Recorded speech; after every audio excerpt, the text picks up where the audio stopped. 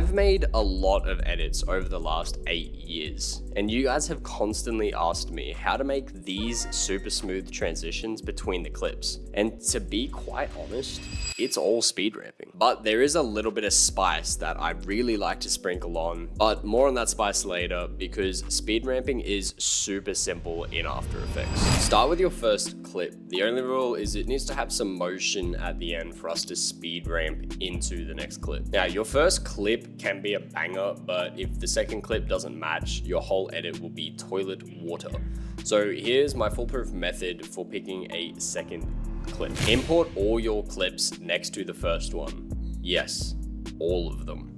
Then scroll through and delete any that don't match with the movement or style of the first clip. Now, this really only takes about 5 minutes, even if you've got an absolute ton of clips, and it just makes sure that your clips flow together perfectly.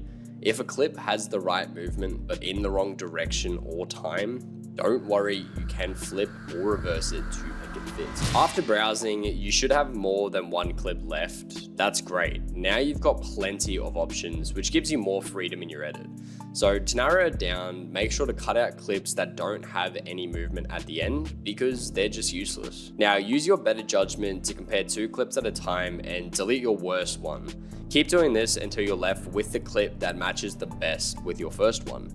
It might seem like overkill, but trust me, I've wasted hours trying to fix transitions because I just didn't take the extra 5 minutes to choose the right clips, and it was just hell. Now, I want to save you from a huge mistake I've made and many others have too. Please pre-compose all of your original clips.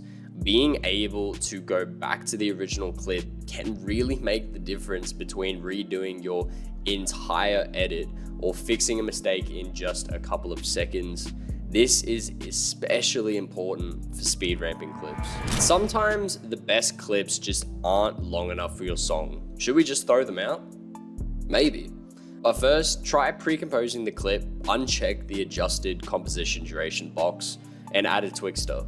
Uncheck this box, change the frame rate to match your clip, set the image prep to contrast edge enhancement, and turn the motion sensitivity up to about 100. Click Smart Blend and then adjust the speed to 70% at the lowest to make your clip longer. If the clip needs to be slowed down a lot to fit the beat and it starts glitching, switch to your second best clip from before. Don't let a good fitting clip mess up your whole edit's quality. To speed ramp a clip, you need to understand something. As you scrub through a clip, you need to identify where the different movements are. So this movement here would be what I call movement 1. Then, as you can see, the clip starts to move in a different direction, meaning that it's the start of movement 2. This is what we will base our speed ramps off of. Enable time remapping. Add a keyframe at the start of movement 1, another one at the start of movement 2, and a third at the end of movement 2. This way you've got 3 keyframes that highlight the 2 separate movements in the clip. Then move the third key to where you want this clip to transition into another and put the second one between the other 2. Then just cut the clip where the transition is ending. And here's a little tip for you. This won't show, so slide the clip 1 length longer to show that final keyframe. Speed ramping is usually seen as one of the hardest things to learn, but it's actually really soft. I mean easy. There are only 2 ramps to remember. Fast to slow and slow to fast. Everything else is just a mix of these 2, so don't overthink it. Now, fast to slow is when you're entering a clip, and slow to fast is when you're leaving it. So first highlight your 3 keyframes and press F9 to easy ease. Then click the icon to open the ramp tab. Make sure you're in the value graph because it's just better. And then click on your ramp and adjust the sliders to match the fast to slow and slow to fast movements.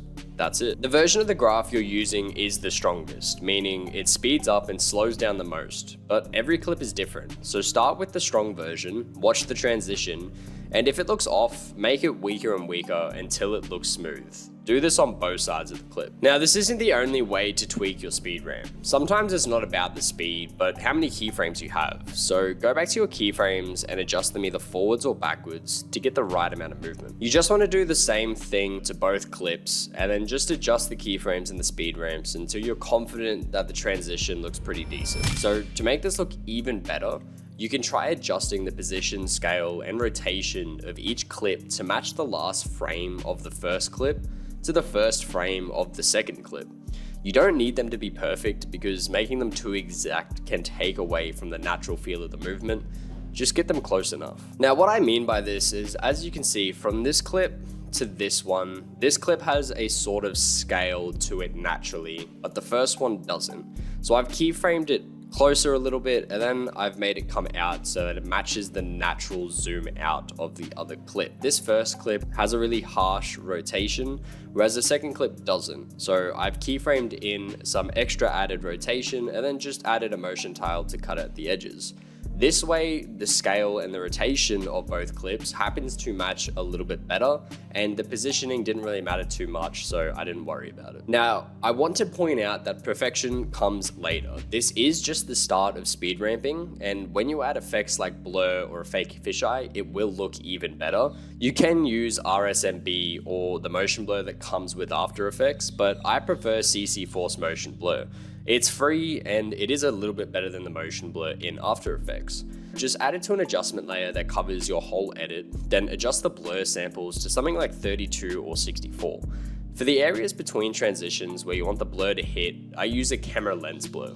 Just key the blur radius to what looks good, but I usually keep it under 20. I do have a slight warning for the force motion blur though. If you have it enabled while editing, expect your rendering time to 10x. So I usually add it at the end of the edit when I am completely finished. Shakes can be paired with almost any other effect.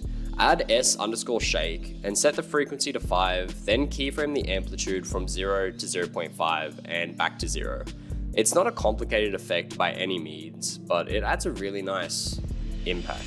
Now, everybody knows how to do a flash effect, but they don't do it right. First, add a Lumetri color, yes, the color grading effect, and then under basic correction, key the exposure from 0 to 1 and back to 0. It's a simple effect, but using exposure instead of a white solid or brightness just makes the flash look so much more professional. Now, you might think we're done, but we're not. Like I said, I'm not gatekeeping a single thing. Some of your clips might have a fisheye lens, this border thing. This doesn't mean the clips won't fit together, and at the same time, none of your clips might have a fisheye effect. So to fix this, just import a fake fisheye overlay. All you have to do is keyframe the scale so it zooms in and out. Time it with the beats and match it with the transitions, and you'll have a transition that's so smooth you might Once you've finished all of that, you only really got to go back and make a couple of adjustments just to make it look a little bit smoother. Then add some sound effects and some effects, and you should be left with something that looks like this.